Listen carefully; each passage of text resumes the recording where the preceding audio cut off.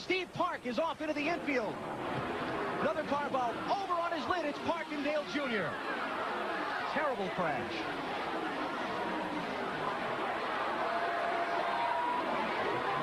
Man, Steve Park's car just turned dead left when he came off turn 2. Junior is running to see his teammate, see if he's okay. And getting off into that wet grass wasn't going to do anything to slow those cars down. Caution is out. Ricky Rudd will lead the field back to the yellow.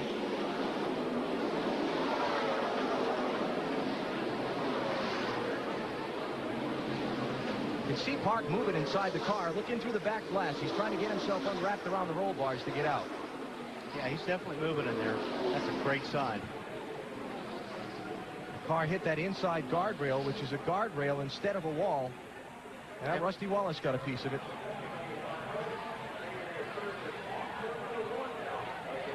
And we saw Rusty make it 3 wide going in turn 1, but as he entered turn 1, it looks like it slowed down and everything was under control. Boy, you see that guardrail? They have flattened that guardrail inside that straightaway. But once again, they talk about safer walls, and NASCAR and some folks at the University of Nebraska are working on making a softer wall, a safer wall.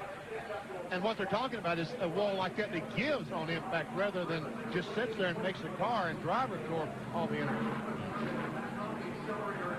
Safety workers still there around the number 1 car. Of course, Steve has suffered 2 serious injuries back in March of '98 when he had that terrible crash at Atlanta that broke his leg and left him out for months, and then the crash at Darlington last Labor Day weekend in the Busch Series car. That strange crash when the steering wheel, it's suspected, came off in Steve's hands. Dale Earnhardt Jr. still there. And it's real easy, especially on the first lap coming out of 1. You know, you got cars 2 and 3 abreast, and if you slide up the racetrack, we talked about earlier. There's Steve coming out of there. There he is. There we go. Good sign. That's what we wanted to see. Anyways, what happens is you slide up the racetrack, and you can hit somebody in their left rear as you slide up the racetrack with your right front. And that's almost what it looked like. That one car just turned dead sideways. Well, what a great shot that is. Teammates walking away from a crash like that, arm in arm. Car, and there's Rusty Wallace. You see Park trying to squeeze up the outside. I see he was trying to go on the outside of Rusty. Rusty moves up, they make contact, and Junior gets under the 1 car and just kind of bulldozed him into the wall and over. Yeah, that's what actually turned him even more sideways. But I'll tell you what, that guardrail did the job. Oh, it did. It's great job. Took a lot of, that absorbed a lot of impact right there. What's a yellow car back there? Just turn left. And when you hit wet grass, it feels like you pick up 200 mile an hour. But you can see how that barrier gave way. When Absolutely. That barrier absorbed a lot of energy, and I'll tell you what, that nice to see happen, because if that were a concrete wall, he would have taken a much harder hit. One more shot. Rusty's right in the middle of the racetrack. Steve Park's going on the outside, but Rusty decides to come up to the outside line, not realizing that Steve was there. They made contact, and the ride is on.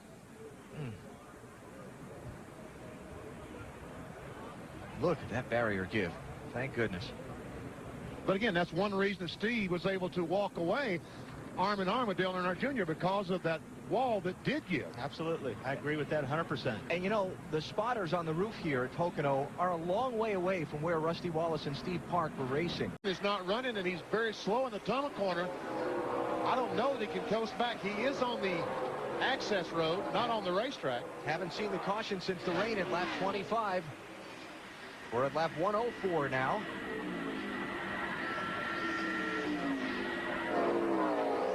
Now, there is a shortcut back to the garage area. I don't think Mike will take that. Yoka, what happened to Skinner's car? Benny, for the second straight week, Mike Skinner has been bitten by the bad luck bug. He is out of gas. Oh, no. And like I said earlier, this is a place you don't run out of gas, because you can't coast it back.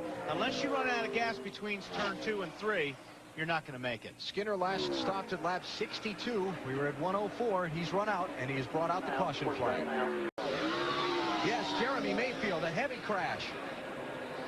No caution yet.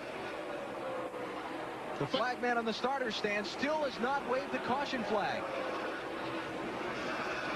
Jimmy Johnson has taken over the lead. Go ahead, BP. Well, they've got to throw the caution flag. Jimmy Spencer with problems. Right rear tire is flat. Caution is out for the Jeremy Mayfield crash. Is out. Track is clear as far as I can see. The track is You clear. see a little bit of a fire under the left side. And we also see Jeremy moving around in the car, taking his gloves off. I was just going to say, do we know drama or what, BP? Oh, man. Now it's going to happen. That is over in turn number 3. Where Mayfield's car sits. Did he hit the inside wall? See the skid marks coming off the racetrack? And here's the inside wall back there that Alan is talking about. I wonder if he came off the corner trying to get to pit road and lost it. Oh yeah, look at the wall.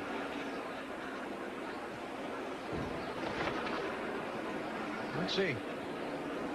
He might. Or did he get help? I think he got a little help. Oh.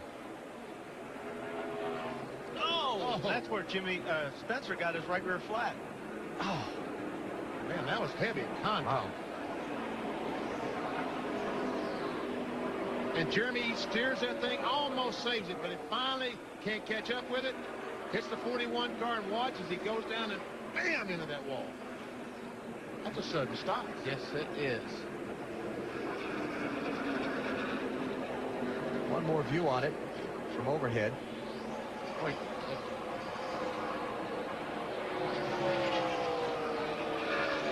Just nipped him. Just barely touched him. It doesn't take a whole lot in turn 3. And how Jimmy Spencer managed to miss getting more of that. He was lucky. And Jeremy's saying, you know, this is going to hurt. And I'm not slowing down on this grass at all.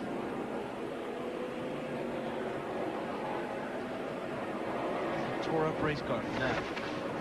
So the 4th caution flag is out in the Pennsylvania 500. He's got 1.7 seconds on Kurt Busch and 3 corners to go. He didn't spark the right front that time. I think he feels victory coming on. I think he was a little bit careful, maybe going through one that time. Bill Elliott going to be the first driver to win a race from pole position this season. First one to win a race in the front row this season. Also looking to become the first man to win 5 times here at Pocono Raceway. His other victories coming back 2 in 1985, 1 each in 1988 and 89. Now he's down to the final corner. Red will be the color of the day here at Pocono. Bill Elliott bringing it home for Ray Evernham and Dodge as Elliott wins the Pennsylvania 500 at Pocono.